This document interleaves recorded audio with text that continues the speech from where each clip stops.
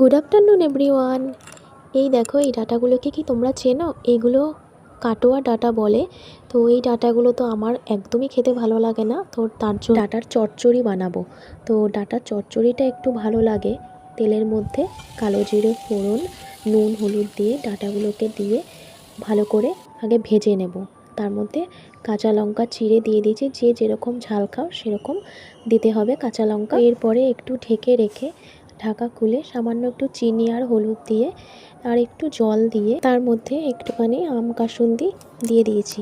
এই কাসুন্দিটা আমার মায়ের হাতের, তোমাদের আগেও দেখিয়েছি, মা বানিয়েছে, এটা আম কাসুন্দি বলে। তো এর জায়গায় তোমরা সর্ষে পোস্ত ইউজ করতে পারো। ডাটা চচ্চড়ি তোমরা তো সবাই জানো করতে। তো সেটা দিয়ে আমি একটু জল দিয়ে ঢাকা দিয়ে দিই। 5-7 মিনিট পর ঢাকা খুলে এটা পুরোপুরি রেডি হয়ে গেছে, একদম ডাটার চচ্চড়ি। কেমন হয়েছে দেখতে সেটা কিন্তু জানিও বন্ধুরা। এই যে গরম ভাত দিয়ে নিয়ে বসে পড়েছি। টাটা।